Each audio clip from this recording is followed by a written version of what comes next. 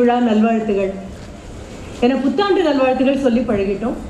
புத்தக திருவிழா நல்வாழ்த்துகள் கண்டிப்பாக சொல்லணும். 20 ஆண்டுகள் என்பது சாதாரணமான விஷயம் அல்ல. 25 ஆண்டுகள் அப்படின்னு சொல்லக்கூடியது அதுவும் மிகப்பெரிய விஷயம்தான். இதற்கு நடுவில் இங்கிருந்து பார்க்கும்பொழுது கண்கொள்ளா காட்சியாக இருக்கு. நம்பிக்கை இருக்கிறதா இல்லையான்னு தெரியாது திரு ஸ்டாலின் குணசேகரன் அவர்களுக்கு. ஏதாவது வயது முதிர்ந்த பெண்மணி இந்த மேடைக்கு வரக்கூடிய வாய்ப்பு கிடைக்குமே, ஆனால் நான் கண்டிப்பாக சொல்வேன், சுத்தி போடுங்க கண்ணு பற்றும் போல இருக்கு அப்படின்னு. அந்த அளவிற்கு நல்ல ஒரு என்ன சொல்லுவோம், பேசுவதற்கு ஆர்வத்தை தூண்டக்கூடிய அளவிற்கு அமைதியாகவும் உன்னிப்பாகவும் கவனிக்கக்கூடிய நல்ல திரளான மக்கள். அது மிகப்பெரிய சந்தோஷம். அதற்கு காரணம் வருண பகவானும் அதை கூர்ந்து கேட்டுக்கொண்டிருக்கிறான்னு தான் நம்புறோம் நாங்கள். வெண்ணிலா மேடம்க்கு எனக்கு அடுத்த பெரிய நன்றி சொல்லணும். இது தானாக அமைந்ததா அல்லது நல் ஊழா எனக்கு என்னன்னு தெரியாது. முடிக்கும் பொழுது தரிசனம் தரிசனம்ங்கிற வார்த்தையை நீங்கள் 2-3 முறை சொன்னீர்கள். அவ்வளவு சந்தோஷமாக இருந்தது எனக்கு. அந்த தரிசனத்திலிருந்து தான் நான் தொடங்கவும் வேணும். அது மட்டுமல்ல, கண்ணகியை பற்றி அவ்வளவு அழகாக, அவ்வளவு செறிவாக, அவ்வளவு சிறப்பாக நீங்கள் சொல்லும் பொழுது ஒரு முறை எனக்கு தோன்றியது, கொடுநல்லூர் போகக்கூடிய வாய்ப்பு மீண்டும் மீண்டும் கிடைக்கக்கூடிய பெண்மணி நான். முலை என்ற வார்த்தை தமிழகத்தில் அது எப்படி பார்க்கப்படுகிறதோ எனக்கு தெரியாது, அப்படி பார்க்கப்படவும் கூடாது. இன்னும் கேரளத்தில் முலை என்ற வார்த்தை பெண்ணின் மார்பகத்தை இயல்பாக குறிக்கக்கூடிய ஒரு தமிழ் வார்த்தையாகத்தான் அது கொண்டாடப்படுகிறது. கண்ணகியை ஒரு முலைச்சி என்றுதான் அழைக்கிறார்கள்.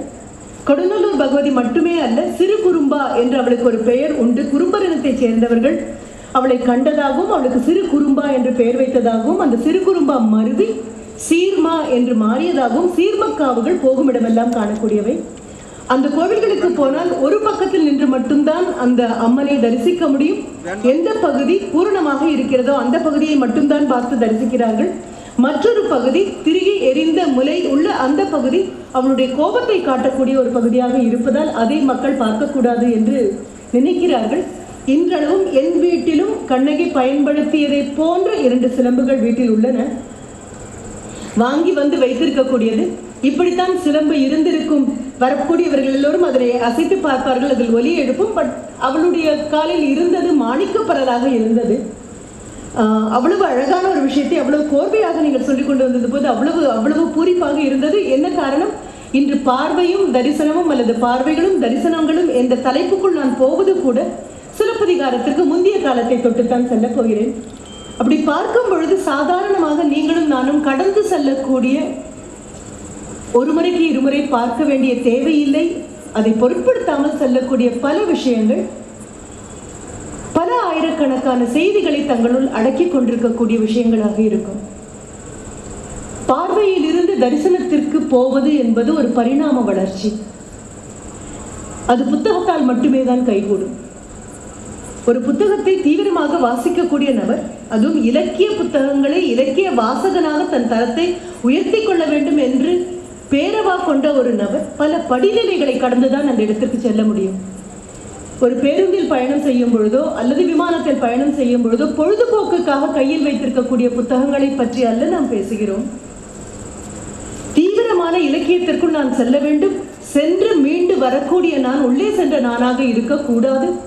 முழுமையாக ஒரு பரிணாம வளர்ச்சிக்கு நான் ஆளாகி இருக்க வேண்டும். அறிவுபூர்வமான பரிணாம வளர்ச்சி, உணர்வு பூர்வமான பரிணாம வளர்ச்சி, கலாச்சாரம் சார்ந்த ஒரு பரிணாம வளர்ச்சிக்குள் நான் வந்திருக்க வேண்டும். இந்த புத்தகம் என் கையில் எடுத்த பொழுது இருந்த எனக்கும், புத்தகத்தை முடித்து வைத்த பின்பு பன்முறை படித்து முடித்த எனக்கும் இருக்கக்கூடிய பண்பாடு ரீதியான மன வளர்ச்சிக்குள் நான் இருக்க வேண்டும். பண்பாடு என்பது பண்பட்டு வருவதைத்தான் பண்பாடு என்று கூறுகிறோம். அப்படி மனம் பண்பட்டு இருப்பதற்கான ஒரு முயற்சி பார்வைகள் தரிசனங்களாக மாறுவது. ஒரு புத்தக விழாவில் மட்டும்தான் அது சாத்தியம். 20 ஆண்டுகளாக புத்தக திருவிழாவில் பங்கெடுக்கக்கூடியவர்கள் கண்காட்சி என்று சொல்வதற்கு எனக்கு கண்டிப்பாக உடன்பாடு இல்லை. எல்லாவற்றுக்கும் திருவிழாக்கள் இருக்கின்றன. புத்தகத்தை ஒரு பெரும் தேரில் வைத்து ஊர்கூடி தேர் இழுக்கிறது என்றால் ஈரோடு புத்தக திருவிழாவில் மட்டும்தான் அந்த ஊர்கூடி தேர் இழுக்கக்கூடிய காட்சி கண்களுக்கு தெரியும். அப்படி இருக்கும் பொழுது புத்தகத்தை படிக்கக்கூடிய நாம் படிப்படியாக மேலே வருகிறோம். மிகவும் நல்ல புத்தகம், தேர்ச்சியான புத்தகம், சிறந்த புத்தகம் என்று 10 பேர் கூறுவதை கேட்டு புத்தகங்கள் வாங்கி கொண்டு போன நபர்கள் இருக்கலாம். ஒரு முறை படிக்கும் பொழுது வெறும் தகவல்களை மட்டும் சேர்த்துக் கொள்ளக்கூடிய ஒரு நபராக இருக்கலாம். ஆங்கிலத்தில் இன்ஃபார்ம்டு ரீடர் என்று கூறுவோம். ஒரு தகவலை உள்வாங்கி, இப்பொழுது வெண்ணிலா மேடம் அவர்கள் சொன்னதை உள்வாங்கிக் கொண்டு அதை அப்படியே இருக்கின்றனவா என்று தேடக்கூடிய நபர்களாக போகும் பொழுது you are just an informed reader. தகவல்கள் கைக்கு வந்த ஒரு நபராக இருப்போம்.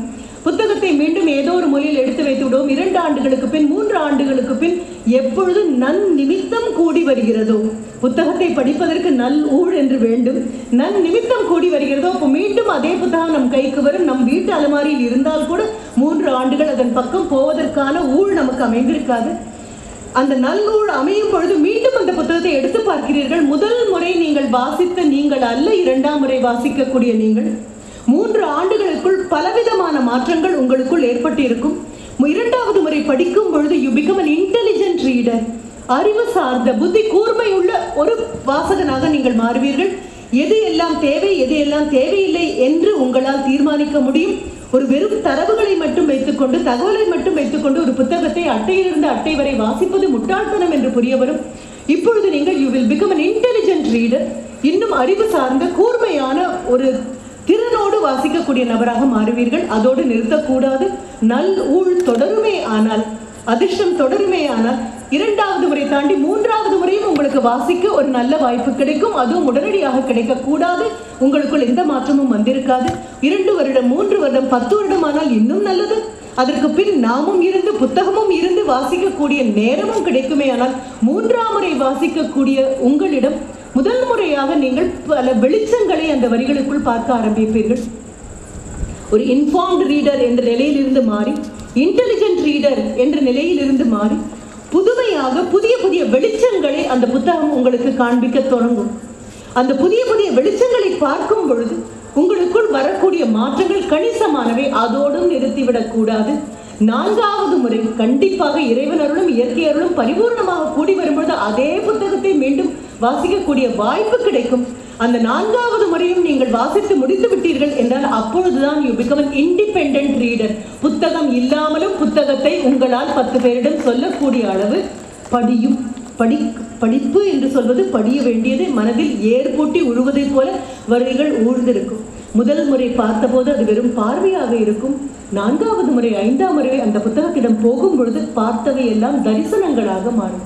மிக சாதாரணமான வரிகள், மிக சாதாரணமான முற்றுப்புள்ளி, மிக சாதாரணமான புள்ளிகள், இவை எல்லாமே அசாதாரணமான ஏதோ ஒரு செய்தியை சொல்லிக்கொண்டே இருப்பதை அப்பொழுதுதான் புரிந்து கொள்வோம். நான் எடுத்துக்கொள்ள போவது மிகவும் சாதாரணமான மனப்பாட செயலில் வரக்கூடிய அல்லது மேடை பேச்சில் மீண்டும் மீண்டும் சொல்லக்கூடிய அல்லது மேற்கோள் காட்டக்கூடிய நீங்களும் நானும் அறிந்து கொண்டோம் தெரிந்து கொண்டோம் என்று நினைத்து கொண்டிருக்கக்கூடிய வள்ளுவனிடமிருந்து 5-6 குறட்பாக்கள். பின்னர் சங்க காலத்திற்குள் மீண்டும் நான் செல்லத்தான் வேண்டும். மிக சாதாரணமாக இன்று மீண்டும் மீண்டும் இந்த சாதாரணம் என்ற வார்த்தையை நான் அடிக்கோடிட்டு காட்டிக்கொண்டே இருக்க வேண்டிய காரணம், நமக்கு வெறும் பார்வை மட்டும்தான் வாய்க்கப்பட்டிருக்கிறது. தரிசனங்கள் வாய்ப்பதற்கு ஆழமாக அழுத்தமாக மீண்டும் மீண்டும் வாசிக்கக்கூடிய பக்குவம் நமக்கு அமைய வேண்டும். முதல் படி தாண்டியாகிவிட்டது, 2வது படிக்குள் வந்துவிட்டோம் என்று எடுத்தால் 2000 ஆண்டுகளுக்கு முன்னால் என்று ஒரு யூகத்தில் சொல்வது திருக்குறள் எழுதப்பட்டது. 20ஆம் நூற்றாண்டிலும் அதையே தான் சொன்னோம். 21ஆம் நூற்றாண்டிலும் 2000 ஆண்டுகள் என்று சொல்லிக் கொண்டிருக்கிறோம். மறுத்து சொல்லவோ மாற்றி சொல்லவோ அல்லது அது அல்ல என்று சொல்லவோ யாரும் முன்வராதது ஒரு காரணமாக இருக்கலாம். இப்போ இந்த வள்ளுவனுடைய உங்களது குழந்தைகள் படிக்கக்கூடிய ஒன்று இன்றைய காலகட்டத்தை பற்றி அழகாக வள்ளுவன் பட்டும் படாமல் சொல்லி போகிறான். கட்டளையாக வருகிறது, கற்க என்று தொடங்குகிறான். கற்க ஆங்கிலத்தில் இம்பெரட்டிவ் டோன் என்று சொல்லுவோம். படி என்று அர்த்தம். படிக்க வேண்டும் என்றோ படிப்பாயா என்றோ படித்துக் கொள்ளலாமே என்றோ எந்த கெஞ்சலோ விண்ணப்பமோ வேண்டுதலோ எதுவும் இல்லாமல் கற்க ஒரு கட்டளையாக வருகிறது. அடுத்த 2 வார்த்தைகளை விட்டுவிடலாம். கற்பவை கற்றபின் அடுத்து மீண்டும் ஒரு கட்டளை நிற்க. அதற்கு பின்னால் வருவதையும் நாம் விட்டுவிடுகிறோம். பார்க்கக்கூடிய நபர்களுக்கு முக்கியமாக கண்ணில் படாதவை கசடு அற என்ற வார்த்தையும் கண்ணில் படாது. நிற்க அதற்கு தக என்ற வார்த்தைகளும் கண்ணில் படுவதில்லை. இப்பொழுது கல்வியை கொண்டு வந்து கையில் கொடுக்கும்போது மிக அழகாக வெண்ணிலா மேடம் சொன்னார்கள், அன்று புலவர்கள் எழுதிய பொழுது அதில் உண்மை மட்டுமே தான் இருந்தது, பதிவுகளாக அவை மாறின. வரலாறை பார்க்க வேண்டும் என்றால் இலக்கியத்தை பார்த்தால் போதும், இலக்கியத்தை தொட்டாலேயே வரலாற்று புத்தகங்களை நாம் புரட்டி பார்ப்பதை போல என்ற பொருளில் கற்க என்று சொன்ன பின்பு வள்ளுவனுக்கு தோன்றி இருக்கிறது, ஒரு காலம் வரும் கல்வி என்ற பெயரில் மக்கள் கையில் நடமாடக்கூடியவை கல்வியாக மட்டும் இருக்காது, கசடு நிறைந்த ஒன்றாகவும் மாறக்கூடிய அபாயம் இருக்கிறது. வேறு எந்த புலவனும் எந்த நாட்டிலும் கொடுக்காத ஒரு எச்சரிக்கையை வள்ளுவன் 1.5 வரிகளுக்குள் கொடுத்துவிட்டு போகிறான். கற்க மட்டும் போதாது, கசடு அற கற்க. இன்றளவு புழக்கத்தில் இருக்கக்கூடிய வார்த்தை கசடு.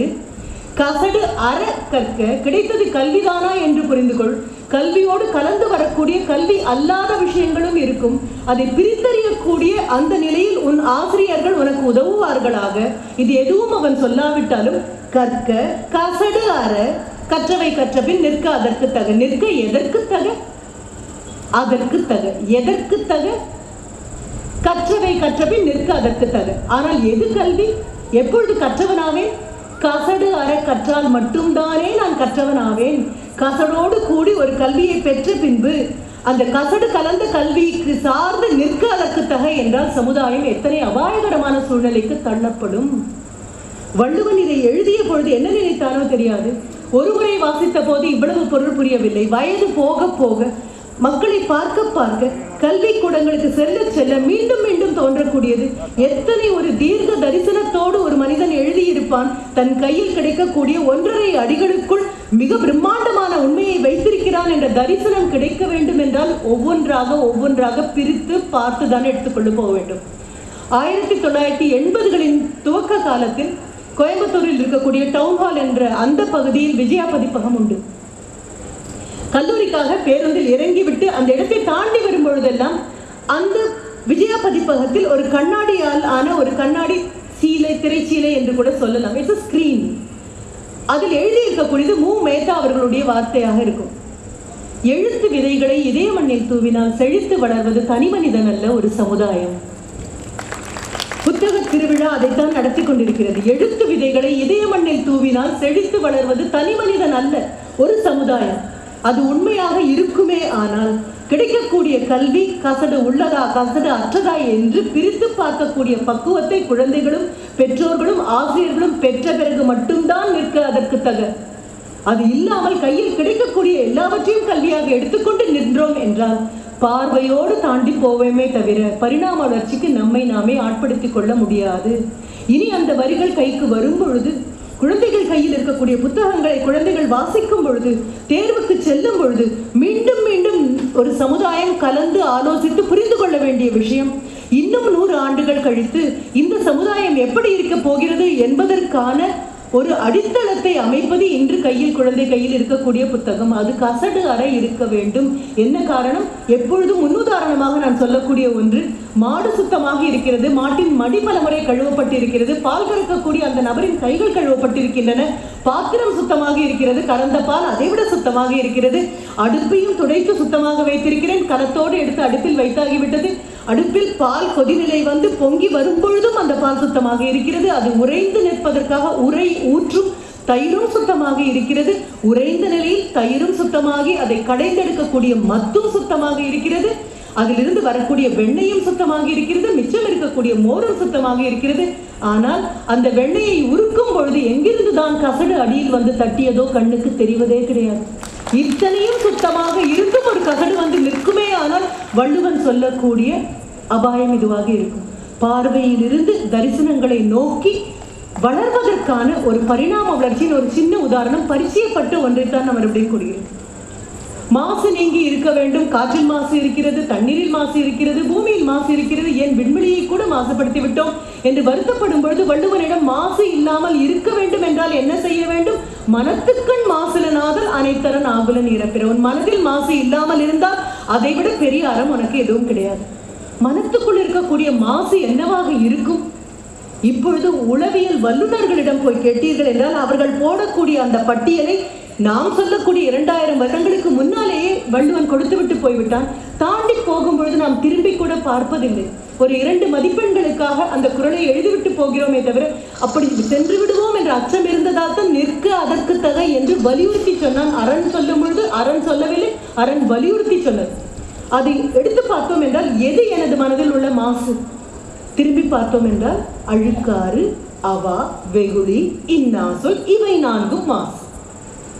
அப்ப அழுக்காறு பொறாமை, பொறாமை வந்தால் உடன் அது நிழலாக வரக்கூடியது பேராசை என்னும் அவா. பெரிய ஆசை அல்ல, பேராசை என்பது வேறு, பெரிய ஆசை என்பது வேறு.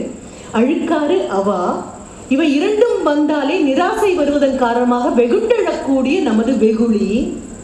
இது மூன்றும் வந்துவிட்டால் தடுக்கவே முடியாது இன்னாசொல். அழுக்காறு அவா, வெகுளி, இன்னாசொல், இவை நான்கும். இதற்கு பின் நீங்கள் அதில் ஏற்ற வேண்டிய எந்த மாசும் கிடையாது. இவை நான்கும் வந்துவிட்டாலே முற்றிலுமாக மனது மாசு அடைந்து விட்டது என்று பொருள். பார்த்து கொண்டு போகக்கூடிய நாம் ஒவ்வொரு வினாடியும் நின்று கவனிப்போமே ஆனால் அந்த சின்ன சின்ன வெளிச்சங்கள் அதிலிருந்து நமக்கு தெரியும். இன்ஃபார்ம்டு ரீடர், இன்டெலிஜென்ட் ரீடர், இதிலிருந்து தாண்டி மனதுக்குள் இல்லுமினேஷன் என்று சொல்வோம். புதிய புதிய ஒளிகள் வெளிச்சங்கள் வரும்பொழுது, ஓ இதையா நீங்கள் சொன்னீர்கள், அப்பொழுது பொறாமைப்பட்டாலே என் மனது அடுத்த நிமிடம் பேராசைக்குள் போகுமா? பேராசை எனக்கு கிடைக்காத ஒன்று கிடைக்க வேண்டும் என்று தோன்றுமா? அது கிடைக்காமல் போனால் மூண்டெழக்கூடிய கோபம் வருமா? அந்த கோபம் வந்தாலே என் வாயில் இருக்கக்கூடிய வார்த்தைகள் மேல் எனக்கு எந்த கட்டுப்பாடும் இல்லாமல் இன்னாசொல் என்பது வருமா? தொடர்ந்து புரிந்து கொண்டே வரும்பொழுது சாதாரண பார்வை விசாலமாக, ஆழமாக, அழுத்தமாக தரிசனத்தை நோக்கி போகும். மனிதர்களை மனிதர்கள் பார்த்துக் கொள்ளும் பொழுது பார்வை என்று சொன்னால் போதும்.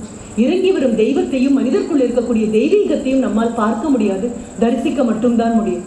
அதனால் வள்ளுவன் சொல்வது இவையெல்லாம் தரிசனங்களாக இருக்கும். சரி, நட்புக்காக நாட்கள் கொண்டாடுகிறோம், நட்புக்காக ஒருவரை ஒருவர் வாழ்த்திக் கொள்கிறோம், ஃப்ரெண்ட்ஷிப் டே என்றெல்லாம் சொல்கிறோம்.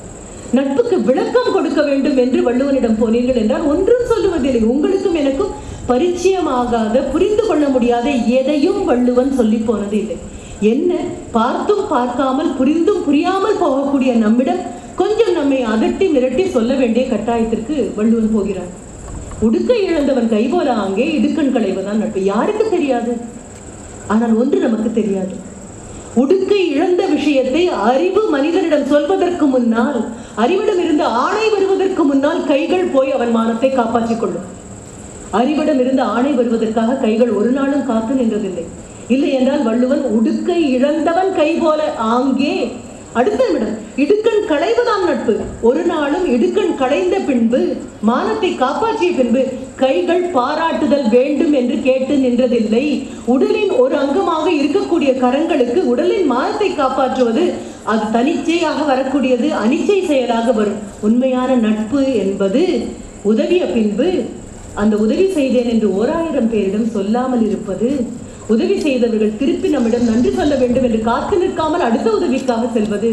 அப்பொழுது அவர் சொல்லக்கூடியது களைவதாம் நட்பு. எதை களைவோம்? எது தேவையில்லையோ அதை களைவோம். நான் செய்தேன், நான் செய்தேன், நான் செய்தேன் என்று சொன்ன பின்பு நட்பு பாராட்டும் நம்மிடம் நடுவில் வந்து, இது வெறும் பார்வைதானே, இதை தரிசனமாக மாற்ற வேண்டும் என்றால் இடுப்பில் இருக்கக்கூடிய அந்த உடுக்கை கையை இழந்து போகும் பொழுது மற்றவர்கள் புரிந்து கொள்ளும் முன்பு அவரவர்களே புரிந்து கொள்ளும் போது அவசரமாக வந்து மானத்தை காப்பாற்றக்கூடிய கைவிரல்கள் எப்படி தங்களுக்கு நன்றியை கேட்பதில்லையோ அப்படி நன்றியை கேட்காமல் செய்த பின்று நகர்ந்து கொண்டே இருப்பதற்கு பெயர் மட்டும்தான் நட்பு. மிக அழகாக வள்ளுவன் சொல்லி போகிறார்.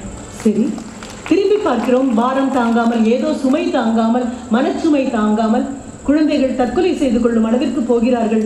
அது என்ன அப்படி மனச்சுமை, அது என்ன அப்படி என்று கேட்பதற்கு முன்னால் வள்ளுவன் சொல்வான், பார்ப்பதற்கு மயில் பீலி போலத்தான் மிக மெல்லியதாக இருக்கும், கனமே இருக்காது, இதை தூக்குவது ஒரு பெரிய கஷ்டமா என்று தோன்றும். ஆனால் பீலி பை சாகாடும் அச்சு இரும் அப்பண்டம் சால மிகுத்து பெயின்.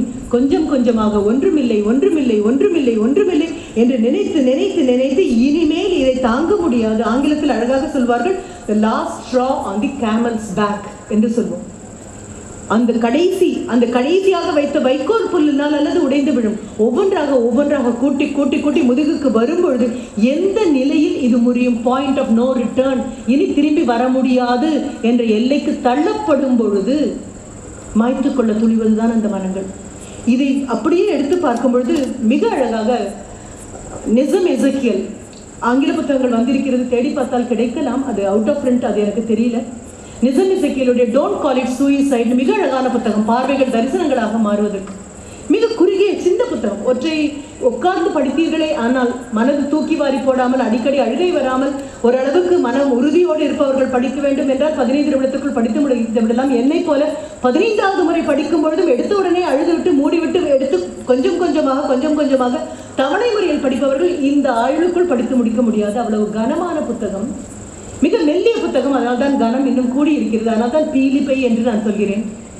ஒரு குழந்தை வீட்டில் தற்கொலை செய்து கொண்டு விட்டான் என்று முடிவு, அந்த குழந்தை ஏன் இறந்தான் அதை யாரிடமும் சொல்ல வேண்டாம், சொன்னால் சமுதாயத்தில் நம்மை வேறு விதமாக பார்ப்பார்கள் என்று எல்லோரும் பேசிக்கொண்டிருக்கும் போது அந்த குழந்தை இறந்து 14 வருடங்கள் ஆன பின்பு அவன் தந்தைக்கு அவன் ஞாபகம் வரும். தன் தோழரிடம் அதை பற்றி சொல்வார். சொல்லும் பொழுது அந்த தோழர் சொல்வார், சில பெயருக்கு they need more of room என்று சொல்வார். இன்னும் அதிகமாக அவர்களுக்கு அறை தேவைப்படுகிறது. உடனடியாக தந்தை சொல்வார், இந்த வீட்டில் இவ்வளவுதானே அறைகள் இருக்கின்றன. சிரித்துக் கொண்டே அந்த நண்பர் சொல்வார், நான் சொன்ன அறை என்பது வீட்டில் உள்ள அறை அல்ல, மனதின் விசாலத்தை சொல்கிறேன். சில பேரால் தாங்க முடியாது. இது என்ன பெரிய விஷயமா என்று நீங்களும் நானும் கேட்கக்கூடிய விஷயங்கள் அவர்களுக்கு மிகப்பெரியதாக இருக்கும். அந்த மகனை பற்றி சொல்லும் பொழுது சொல்வார், வழியில் பார்வை இழந்த யாராவது தட்டு தடுமாறி சாலையை கடப்பதை பார்த்தால் வீட்டுக்கு வந்து தேம்பி அழுவான். ஆசிரியர் வேற யாரையாவது கடுமையாக பேசும்பொழுது வீட்டுக்கு வந்து தேம்பி எழுவான். வினோதமாக நாங்கள் பார்த்த நாட்கள் உண்டு என்று சொல்லும் பொழுது அந்த நண்பர் சொல்வார், அப்படித்தான் சில பேர் அமைந்திருக்கிறார்கள். வீட்டில் வரக்கூடிய ஒரு விருந்தினரிடம் நாம் எப்படி எல்லாம் சொல்கிறோம் குழந்தைகளை அறிமுகப்படுத்தும் பொழுது. இரண்டாவது குழந்தை படுசுட்டி சொல்வதற்கு முன்னால் செய்துவிட்டு வருவான். மூத்தது என்ன என்றே தெரியாது.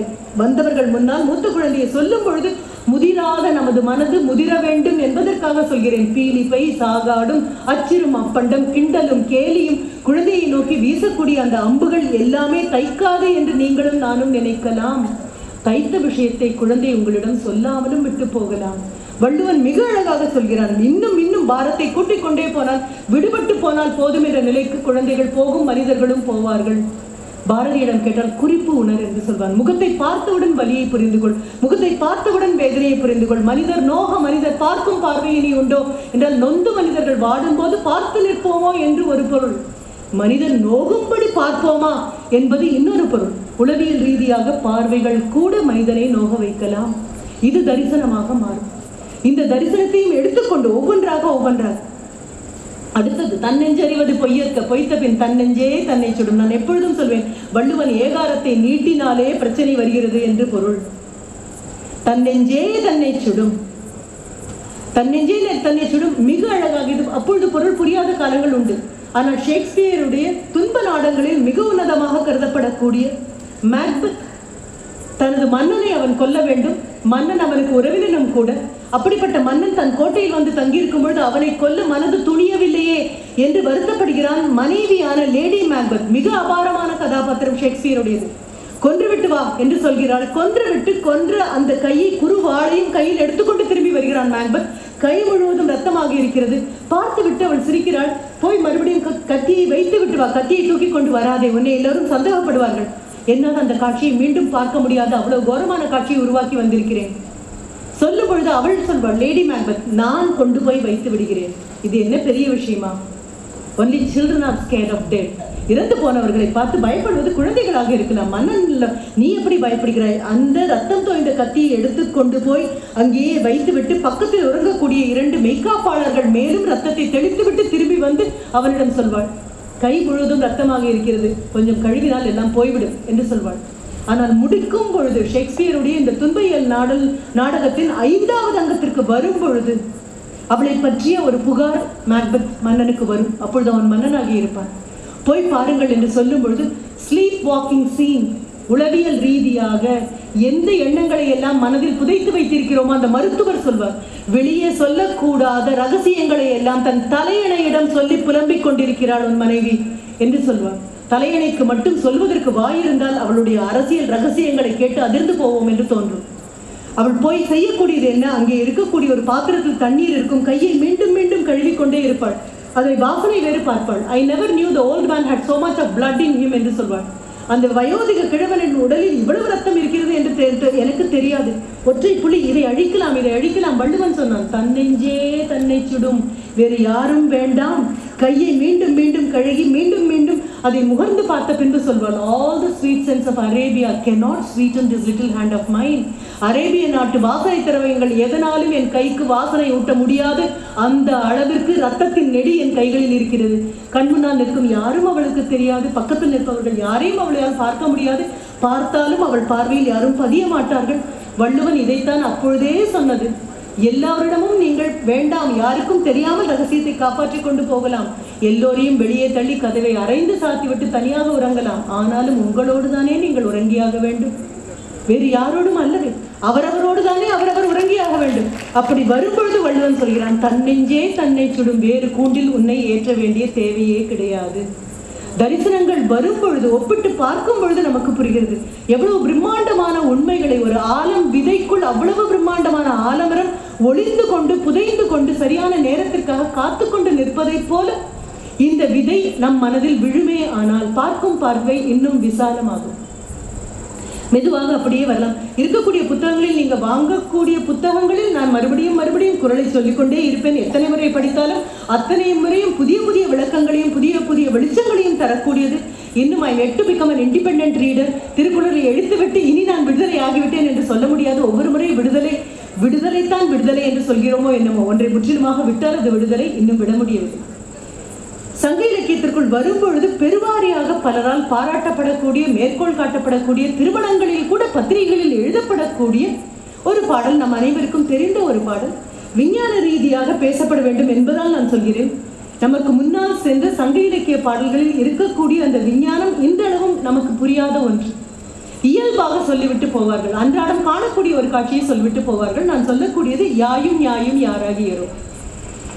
புத்தகங்களை எடுத்து அதற்கான காமெண்டரி என்று சொல்லக்கூடிய விளக்க உரையை படித்தோம் என்றால், இயற்கை புணர்ச்சிக்கு முன் தலைவனும் தலைவியும் இருக்கிறார்கள். தலைவன் பிரிந்து செல்வதற்கு முன் ஆறுதல் படுத்துவதற்காக தலைவியிடம் கூறுகிறான், எனது தாயும் உனது தாயும் யார் என்று தெரியாது, எனது தந்தையும் உனது தந்தையும் யார் என்று தெரியாது, யாயும் ஞாயும் யாராகியரோ, எந்தையும் நுந்தையும் எம்முறை கேளிர்.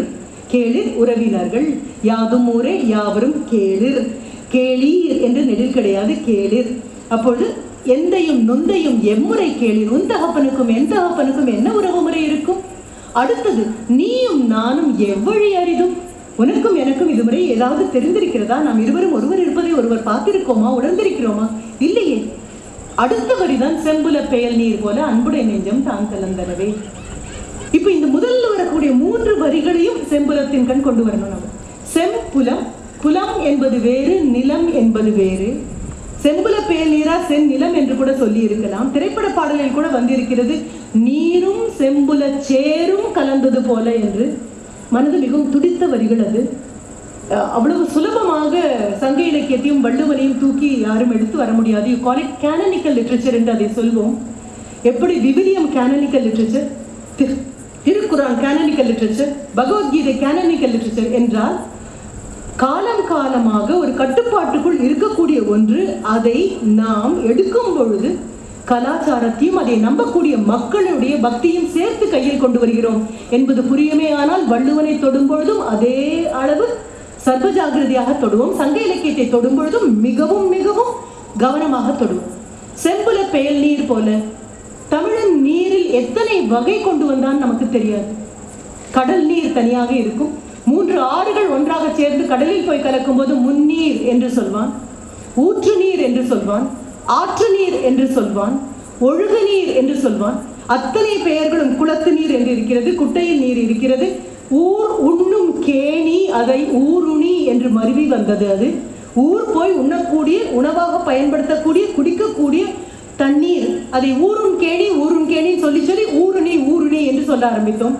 ஊரும் கேணி எல்லா விதமான நீர்களையும் சொன்ன பின்பு செம்புல பெயல் நீரால் நிலம் வேறு புலம் வேறு. புலம் என்பது உழுது பண்படுத்தப்பட்டு விதைக்காக காத்து நிற்கக்கூடிய தன்மையில் இருக்கக்கூடியது. செம்மையான புலம் என்பது மிகவும் மிகவும் செழிப்பான ஒன்று. செம்புல பெயல் நீர் போல, அதுவரை அவன் எந்த நீரையும் சொல்லவில்லை.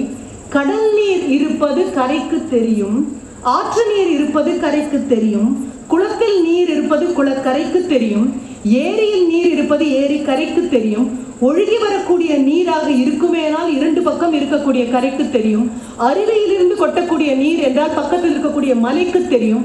நீர் இருக்கும் விஷயம் நிலத்திற்கு தெரியும், நிலம் இருக்கும் விஷயம் நீருக்கு தெரியும். எங்கு மட்டும்தான் தெரியாது என்றால் பெயல் நீர் இருக்கும் விஷயம் மண்ணுக்கு ஒரு நாளும் தெரியாது. அதுபோல உன் தகப்பன் யாரோ என் தகப்பன் யாரோ தெரியாது, உன் தாய் யாரோ என் தாய் யாரோ தெரியாது, நீ யார் நான் யார் என்று தெரியாது. மேலிருந்து பெயல் நீராக மழை மண்ணை தொடும் வரை மண்ணுக்கு மழை இருப்பது தெரியாது, மழைக்கு மண் இருப்பது தெரியாது. ஆனால் ஒன்றாய் சேர்ந்த பின் இரண்டையும் பிரிக்க இயலாது.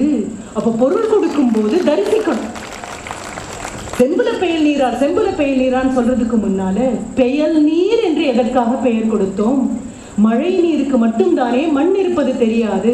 அப்படித்தானே தந்தையும் தாயும் யார் என்று தெரிய எதுவுமே இது என்று நமக்கு எந்த விதமான உறவும் இல்லாமல் இயற்கை புணர்ச்சியாக இரண்டு பேரும் இணைந்த பின்பு இப்பொழுது சொல்லுங்க, செம்புல பெயல் நீர், அந்த பெயல் நீர் என்ற அந்த இரண்டு வார்த்தைக்குள் இருக்கக்கூடிய விஞ்ஞான புரிதல் வகுப்புகளில் குழந்தைகளுக்கு சொல்லித்தர வேண்டும். நம்ம சொல்றோம் the tube train in லண்டன்ல இருக்கக்கூடிய அந்த டியூப் ட்ரெயின், அதில் கூட எழுதி வச்சிருக்காங்க செம்புல பெயல் நீரார், செம்புல பெயல் நீரார். எப்படி அந்த மனிதன் பெயல் நீர் என்ற வார்த்தையை கொண்டு வந்திருக்க முடியும்? வேறு எந்த நீரோடு செம்புலம் கலந்தாலும் அது சேராகத்தானே மாறும். பெயல் நீர் என்று கொண்டு வரதுக்கு காரணம் எந்த தொடர்பும் இல்லாமல் எந்த புரிதலும் இல்லாமல் முதன்முறையாக சந்திப்பதை போல அப்படித்தானே இந்த மண்ணும் இந்த நீரும் கலந்தன. அன்புடைய நெஞ்சம் தாம் கலந்தனவே. மிக மிக அழகான இதை மொழிபெயர்த்தவர்கள் ஏராளம். நாடு விட்டு நாடு சங்க இலக்கியத்தை கொண்டு செல்வதற்காக கொண்டு செல்லும் பொழுது காவு கொடுக்கப்படுவது என்ன என்றால் அன்பின் ஐந்திணைக்கு என்று சில கோட்பாடுகள் இருக்கின்றன. தலைவன் இதை பேசலாம், தலைவி இதை பேச வேண்டும், தலைவனுக்கு இந்த தகுதி, தலைவிக்கு இந்த தகுதி.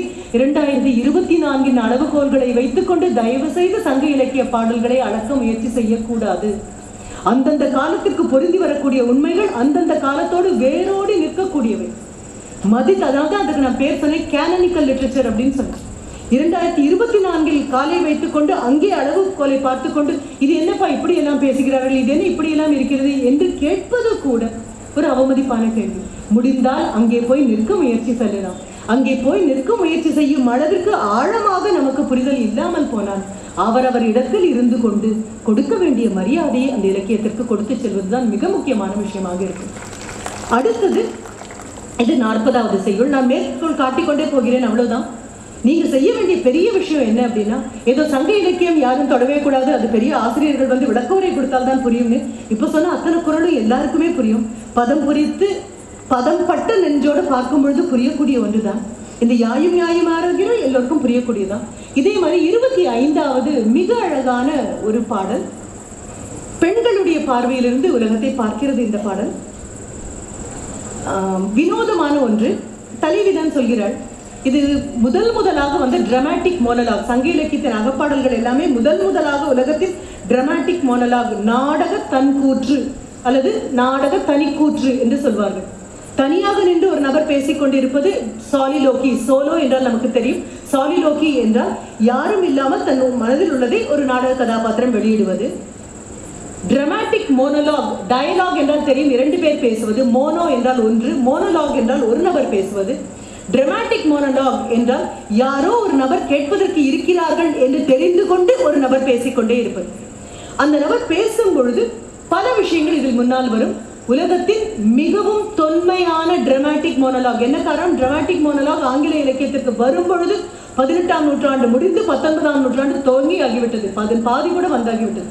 கொண்டாடி நாம் சொல்லக்கூடிய டெனிசன் ஆகட்டும், ராபர்ட் பிரவுனிங் ஆக இருக்கட்டும், மேத்யூ ஆர்னால்ட் ஆகட்டும், இவர்கள அந்த டிராமாட்டிக் மோனோலாக் என்ற நாடக தன்கூற்று என்று வரக்கூடியதை மிகவும் பிரபலமாக மாற்றியவர்கள். என்ன காரணம்? உளவியல் ரீதியாக ஒரு கதாபாத்திரம் எத்தனை பாடுகள் படுகின்றது என்பது அதன் மூலமாக புரிய வரும்.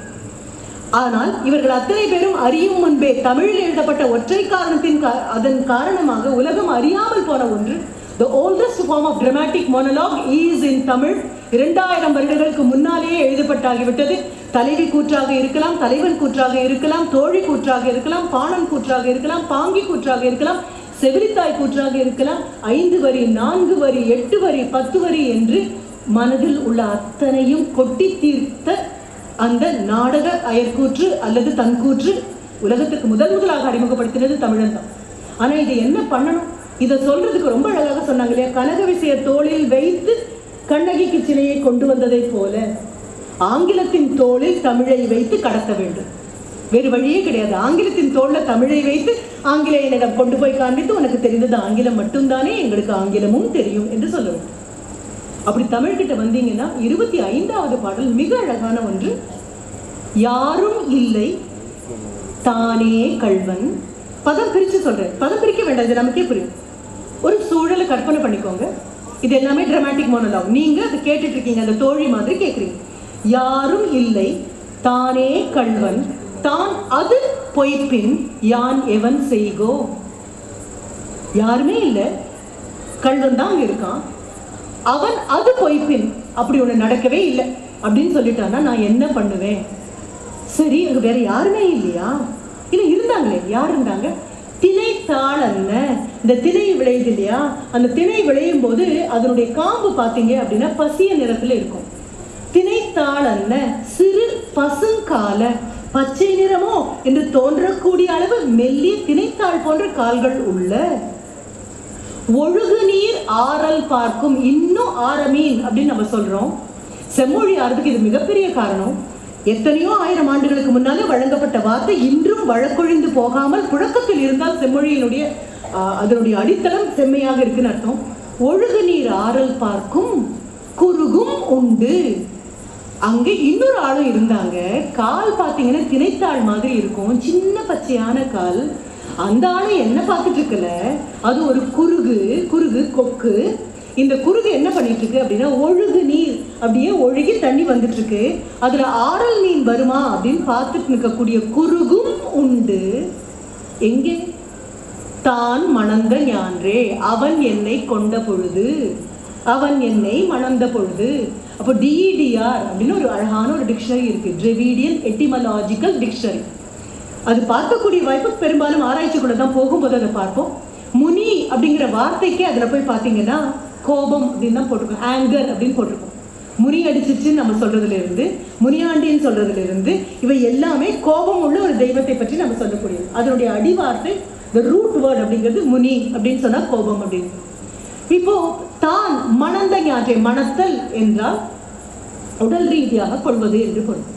இது ரொம்ப அழகாக தமிழ் இலக்கியம் அழகான வரைமுறை கொடுத்து கற்பு, அதிலும் கற்பை கொண்டு வந்துட்டு களவு ஒழுக்கம் அப்படின்னு தான் சொல்றோம். நாம கற்பு எவ்வளவு ஒழுக்கமோ அந்த அளவு களவு ஒழுக்கமும் உண்டு. சரி, எத்தனை முன்னால போன ஒரு சமுதாயம் தான் நான் பார்க்கிறேன். எல்லாவற்றையும் போட்டு அசை போட்டு வதந்தியை பரப்பக்கூடிய ஒரு 20ஆம் நூற்றாண்டுலேருந்து 21ஆம் நூற்றாண்டுக்கு அப்படியே புலம்பெயர்ந்திருக்கோமே நம்மை விட எவ்வளவு முன்னால் போன ஒரு இனம் அது. அதை அடையாளம் கண்டு கொள்ளாமல் இருக்கிறோம். இந்த பெண் சொல்வான், சரி தான் மணந்த ஞான்று, எல்லாரும் அதை பார்க்கணும். இந்த கள்வன் அப்படின்னா என்ன அப்படின்னு பார்த்தோம் அப்படின்னா, கள்வன்கிற வார்த்தை நிறைய இடத்துல பயன்படுத்தப்படுது. அது ஒரு இடத்துல ஒரு பால்யகால நண்பன், இப்ப இந்த பெண்ணும் வளர்ந்துட்டான், அந்த ஆணும் வளர்ந்துட்டான். தண்ணி கேட்கறதுக்காக வரேன், ஆனா என்ன தண்ணி கேட்கறதுக்காக வரல. அவ கையை பிடிக்கும் பொழுது அண்ணாய் அப்படின்னு இவ கத்திடுறா, அம்மா அப்படின்னு கத்திடுறா. கத்துன அடுத்த நிமிஷம் அம்மா என்னாச்சோ அப்படிங்கும் பொழுது இவனையும் காட்டி கொடுக்க முடியாது, அம்மாவும் வரக்கூடாது. உண்ணு நீர் விக்கினான், நம்ம தண்ணி கேட்டாமா கொடுத்தேமா, உண்ணு நீர் விக்கினான் அப்படின்னு இந்த பெண் சொல்ல, நகை கூட்டம் செய்தான் அக்கள்வன் மகன் அப்படின்னு சொல்லுவான். நகை கூட்டம் அப்படின்னா சிரிக்கிறது ஒண்ணு, கிண்டலாக கேலியாக என்ன ஒன்னால் காட்டி கொடுக்க முடியாத உன் தாயிடம் அப்படிங்கிற மாதிரி கள்ளத்தனமாக ஒரு சிரிப்பு செய்தான் அந்த கள்வன் மகன். இந்த கள்வன் மகன்கிறது நம்ம ரொம்ப சுலபமா சொல்லுவோம். குழந்தைகள் கூட திருட்டு பயலே அப்படின்னு சொல்லுவோம்.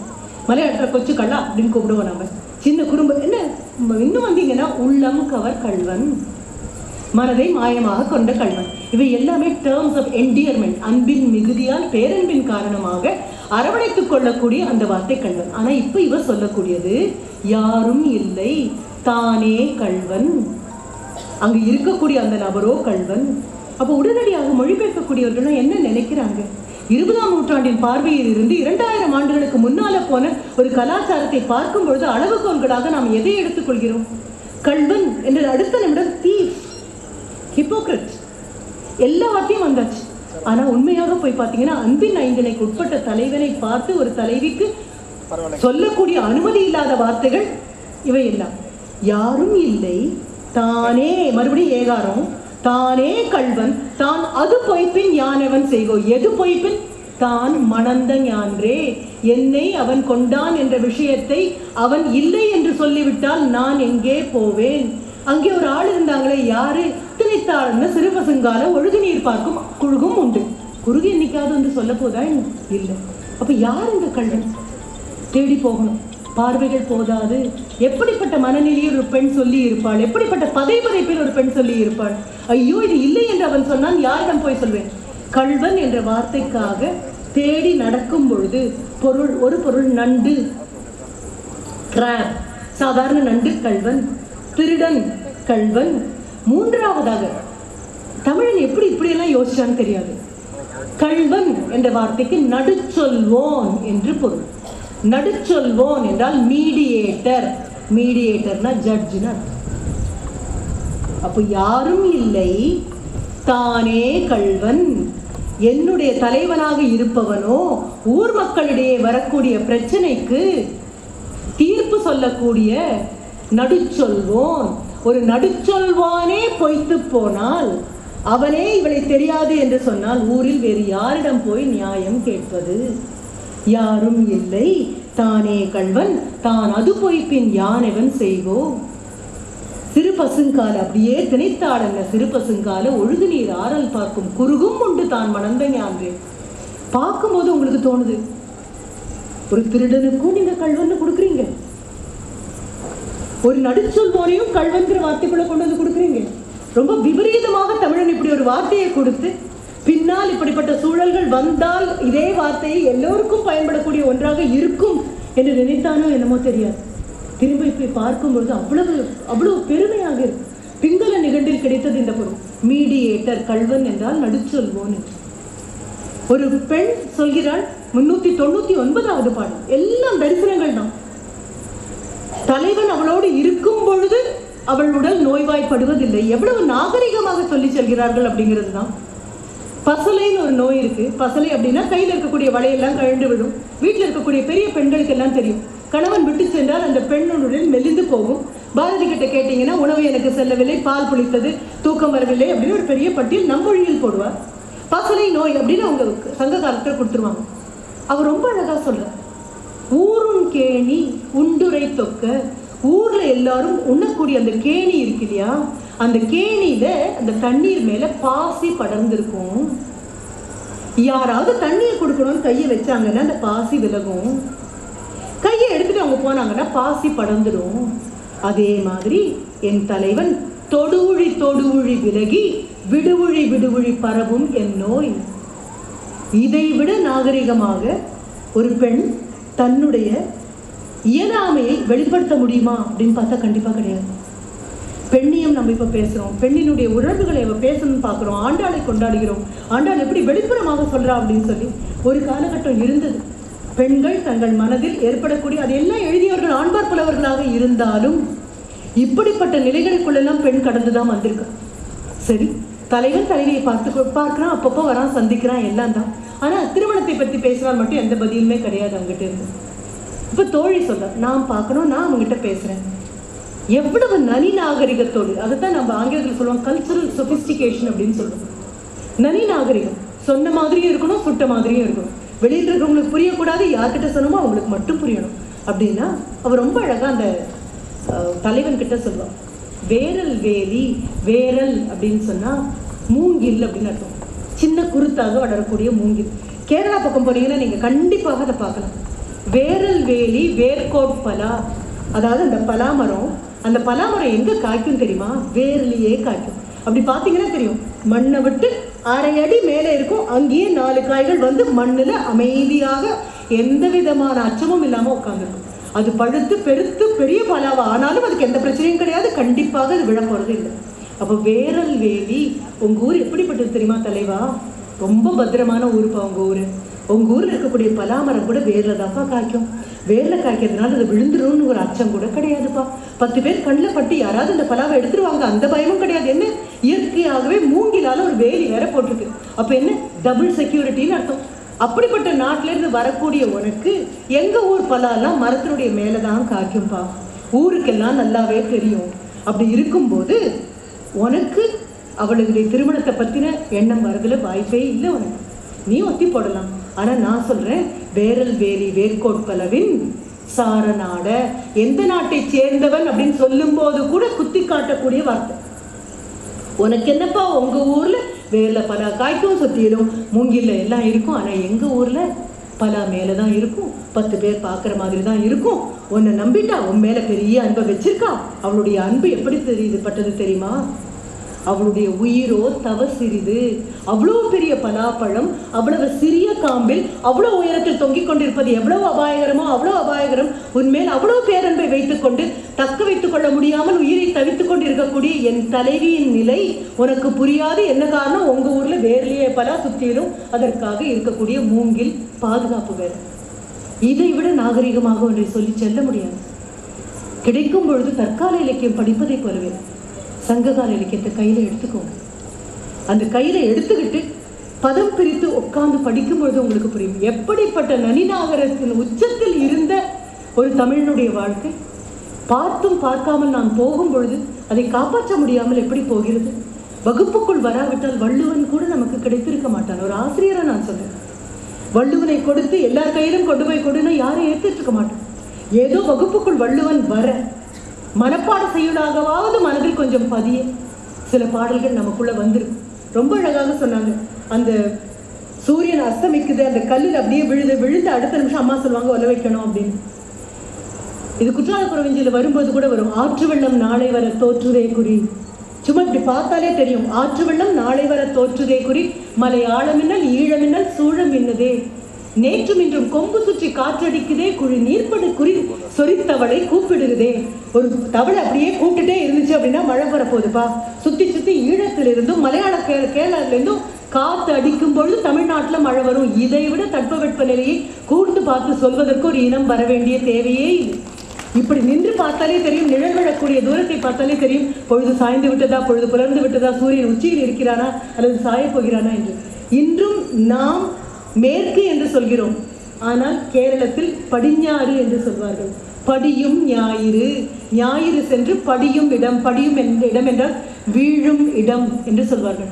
நல்ல தமிழை கேட்க வேண்டும் என்றால் பல நேரங்களில் நாம் கேரளாவிலிருந்து வார்த்தைகளை தேர்ந்தெடுத்துக் கொள்வோம். இன்னும் வழக்கொழிந்து போகாத புழக்கத்தில் இருக்கக்கூடிய வார்த்தைகளாக அங்கே கண்டடைய என்னால் முடியும். அது மட்டுமல்ல, வடக்கே மலபார் என்று சொல்லக்கூடிய நார்தர்ன் கேரளா, அங்கே போனீங்க அப்படின்னு சொன்னால் நீங்கள் சொன்ன சிலப்பதிகாரத்தின் பல அங்கங்கள் இன்றும் அங்கு உண்டு. தெய்யம் என்ற ஒரு நிகழ்வு போய் தேடி பார்க்கலாம். நம்ம வந்து சொன்ன பெண்மணி சொன்னது உண்மைதானான்னு கண்டிப்பாக தேடி பார்க்கணும்.